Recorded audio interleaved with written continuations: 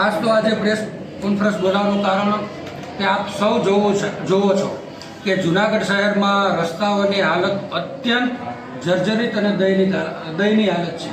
આજે વાહન ચલાવવા તો દૂરની વાત છે, પણ ચાલીને નીકળી શકાય એવી પરિસ્થિતિ નથી। અત્યારે ધૂળની ડમરીઓ ઉડે છે।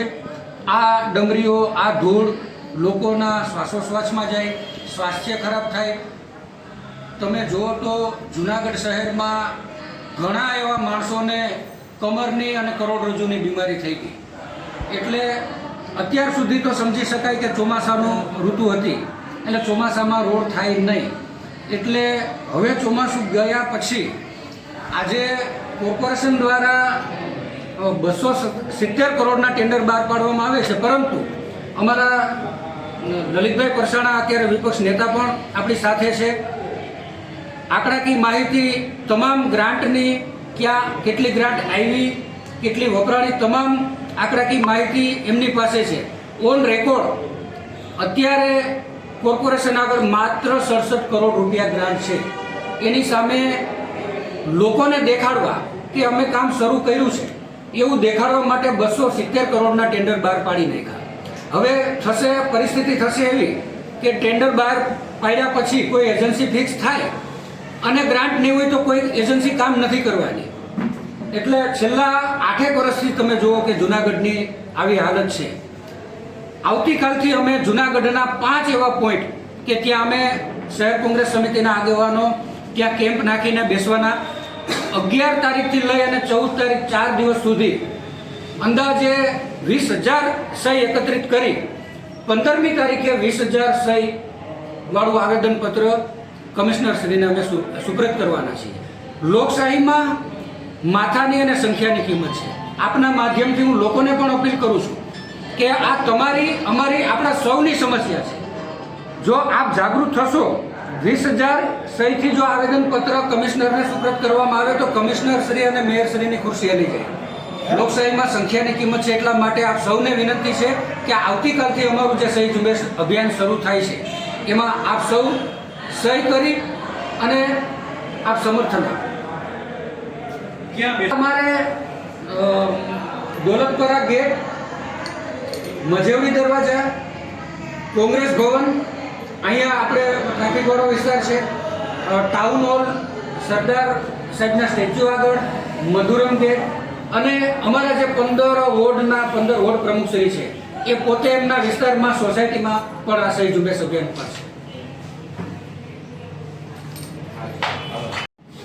આજે આ પ્રેસ કોન્ફરન્સ બોલાવવાનું એકમાત્ર કારણ છે કે આપણે જોઈએ કે દિવાળી જેવા તહેવાર આવી રહ્યા છે, ત્યારે આખી જે જૂનાગઢની પરિસ્થિતિ મુખ્ય રસ્તાઓની તો ખૂબ જ ભયંકર છે, પરંતુ જે સોસાયટીઓના રસ્તા છે એ પણ એટલા ખરાબ છે કે લોકોને ક્યાંથી ક્યાં જવું એ ખબર નથી પડતી। જો રસ્તાઓમાં વાહનો ચલાવે તો કમરના દુખાવાથી માંડીને મણકાના દુખાવા, વાહનોમાં એટલી નુકસાની થાય છે। ઉપરથી ચાલીને નીકળે તો ધૂળની ડમરીઓ એટલી ઉડે કે લોકો ચાલીને પણ નીકળી નથી શકતા। એવા મુખ્ય રસ્તાઓની અત્યારે હાલત છે। આપણે જોઈએ કે 270 કરોડ રૂપિયાના ટેન્ડરો શાસકો દ્વારા બહાર પાડવામાં આવ્યા છે, પરંતુ 88 કરોડ જેવી જ રકમ મહાનગરપાલિકામાં સરકારે આપેલી છે। ત્યારે આ ટેન્ડરો ક્યારે મંજૂર થશે, ક્યારે કામ થશે, એને એવું લાગે છે કે 3 થી 4 મહિના જેવો હજી સમય નીકળી જશે। તો હજી પરિક્રમા હમણાં થોડોક શોર્ટ સમયમાં જ આવે, તો આ ક્યારે રસ્તા બનાવશે? આપણે ગમે ત્યારે શાસકને અમે હંમેશા એને સાથે રહીને હાથ પકડીને કીધું છે કે કામ કરો, જરૂર પડીએ તો કાન પકડીને પણ કીધું છે।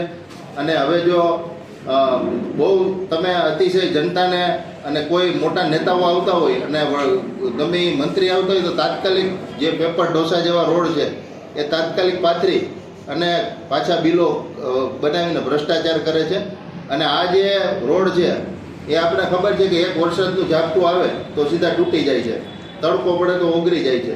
એટલે આવી જે કામગીરી છે એની હિસાબે જૂનાગઢની જે જનતા છે ત્રાહિમામ થઈ ગઈ છે। છેલ્લી કેટલી દિવાળીઓથી આ લોકોએ જૂનાગઢની આવી જ પરિસ્થિતિ રાખી છે। ત્યારે અમે એક અભિયાન ઉપાડ્યું છે કે વોર્ડમાં દરેક જગ્યાએ જઈ અને લોકોની સહી દ્વારા એક અરજી કરાવીએ કે જો દિવાળી સુધીમાં તમે શાળા, રોડ રસ્તાના પ્રાથમિક સુવિધા ન આપી શકો તો તમામ જે વેરો છે એ આ વર્ષનો જનતાને બાદ કરી આપો।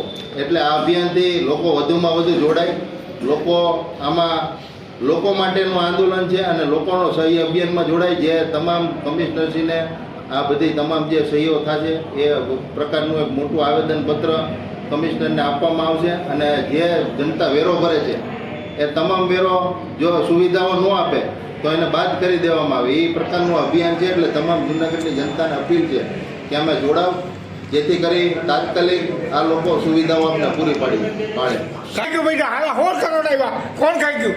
વેરો જનતા ભરે છે એટલે જે કામ છે એના માટે જ થવા જોઈએ.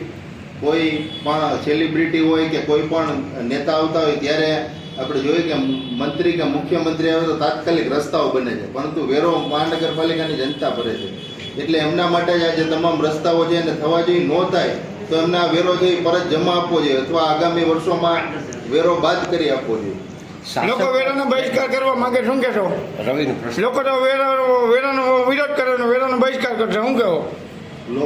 ખરેખર લોકોએ એ જ કરવું જોઈએ કે વેરો જો ભરવાનો મહાનગરપાલિકા ખાતે બંધ કરે તો જ આ લોકો સુધરશે. કારણ કે લોકો વેરો ભરી આવે છે ત્યારે એ લોકો નવી ગાડીઓ લઈ લે છે, 90 લાખની ગાડી લીધી હમણાં, એની માટે એસી ચેમ્બરો બનાવી લે છે અને હજી આ પ્રકારની નવી ગાડીઓના ખોટા ખર્ચાઓ આપણે જોઈએ કે કરી રહ્યા છે. આ હાલા 16 કરોડ અગાઉ આવ્યા હતા, શું કહેવો? ક્યાં નાખ્યા? કોણ ખાઈ ગયું? કોણ ખાઈ ગયું હોય? આ લોકો ખાઈ ગયા હોય. કોણ ખાઈ ગયું? હવે કોણ પૂછી લઉં? ગ્રાન્ટ વગરના કોઈ પણ ટેન્ડરો બહાર પાડી ન શકાય. અગાઉ અત્યારે જે ટેન્ડર પ્રક્રિયા જે થઈ રહી છે 14 તારીખે જે લોકો રોડ રસ્તાના ટેન્ડરો નાખી રહ્યા છે, તો એ લીગલી કહેવાય કે અનલીગલી કહેવાય ટેન્ડર પ્રક્રિયા? આ એક ટાઈપના એડવાન્સ આ શાસકો ટેન્ડર કરી રહી છે. સરકારે એમ કીધું કે અમને સરકારે સૂચના આપી છે, પરંતુ જો સરકાર ગ્રાન્ટ નહીં આપે તો આ કામ આપણે જોઈએ કે દોલતપુરા ખાતે એક ગેટ હતો, એમનું કામ આ રીતના જ અટકી ગયું છે. જ્યારે 85 મહિના બાદ એને મુદત વધારો આપવામાં આવ્યો. અત્યારે જે વોર્ડ નંબર 1 થી 15 નંબરના વોર્ડ સુધીના 7-7 કરોડ રૂપિયાની જે ગ્રાન્ટ ફાળવેલના જે ટેન્ડરો નીકળશે, જો ટેન્ડરો ઓપન થઈ જશે તો ગ્રાન્ટ ન હોય તો એના શક્યતા પૂરેપૂરી કે આ ટેન્ડરો રદ થવાની પણ. તેમાં ખાસ એવું થશે કે જ્યાં 88 કરોડ એમાં વપરાઈ જશે, 7-7 કરોડ એક વોર્ડ દીઠ છે, 88 કરોડ વપરાઈ જશે એટલે બીજા જે છે કોન્ટ્રાક્ટરો એ કામ બંધ કરી દેશે, કારણ કે ગ્રાન્ટ તો છે નહીં. એટલે કામો લોકોના અટકશે. મુખ્ય રસ્તાઓના ટેન્ડર એને અલગ કરવાના હતા, પરંતુ એવું કર્યું નથી, જેને હિસાબે આગામી હજી 3 થી 4 કે 5 મહિના સુધી મુખ્ય રસ્તાઓ પણ બને એવી સ્થિતિ નથી. પીક્યુસી રોડ આજે જે સ્ટેન્ડિંગ કમિટીના ચેરમેન દ્વારા એવું કહેવામાં આવ્યું હતું કે પીક્યુસી રોડ જે બને છે તેની મજબૂતાઈ ખરેખર 5 વર્ષની ગેરંટી પીરિયડવાળી છે, તો પીક્યુસી રોડ તો વર્ષો ત્યાં બને છે, તો જૂનાગઢ મહાનગરપાલિકાના લોકોને અને જૂનાગઢના લોકોને એનાથી વંચિત શું કરવા રાખે છે આ લોકો?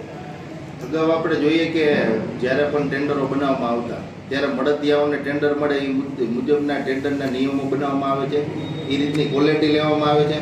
કારણ કે મોટાભાગના આપણે જોઈએ કે જે કોન્ટ્રાક્ટરો છે એ બીજેપીના જ કોન્ટ્રાક્ટરો છે, એટલે એમની પાસે જે પ્રકારની સાધન સામગ્રી હોય એટલે એ પ્રકારના જ રસ્તાઓ અત્યાર સુધી લેવામાં આવતા. પરંતુ ત્યારે વિપક્ષ આપણે જોઈએ કે અગાઉના 5 વર્ષમાં વિપક્ષને આ લોકોએ બંધ કરી દીધું હતું અને સંખ્યાબળ પણ ઓછું હતું. એક વાતનો આક્ષેપ પણ એ પણ થાય, એ વિષય ઉપર તમે શું કહેશો કે ખરેખર એવડું મોટું ટેન્ડર એકસાથે મોટું પાડવું જરૂરી હોય છે કે વોર્ડ વાઇઝ પણ કરવું જરૂરી હોય છે? કઈ રીતે?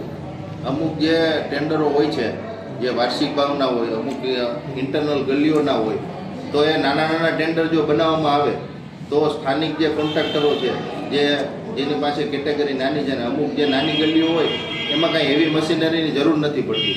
માત્ર જે શહેરના મુખ્ય રસ્તાઓ હોય, સોસાયટી વિસ્તારના વોર્ડને જોડતા મુખ્ય રસ્તાઓ હોય, એમાં જ હેવી મશીનરી, ત્યાં મોટા વાહનો નીકળતા હોય એટલે જરૂરી છે કે એમાં હેવી મશીનરીથી રોડ રસ્તાઓ બનાવવામાં આવે. પરંતુ જો નાના ટેન્ડર કરવામાં આવે તો ઘણા બધા કામ ઝડપી થઈ શકે અને નાના કોન્ટ્રાક્ટરોને પણ લાભ થાય. જે વર્ષોથી આપણે જોઈએ કે નાના કોન્ટ્રાક્ટરો આપણે ઝાંસીની રાણી પાસે આજે 22 વર્ષથી આ રોડ તૂટ્યો નથી, એ માત્ર મિલરથી બનાવે. નીતિ પણ હોવી જોઈએ રોડ બનાવવાની. અમે ક્યાંક ને ક્યાંક ભ્રષ્ટાચાર થાય છે, એ વાત તો સાબિત થાય જ ને. ભ્રષ્ટાચાર 100% જૂનાગઢ મહાનગરપાલિકામાં છે, અન્યથા આવી પરિસ્થિતિ ચારે બાજુ ના હોય.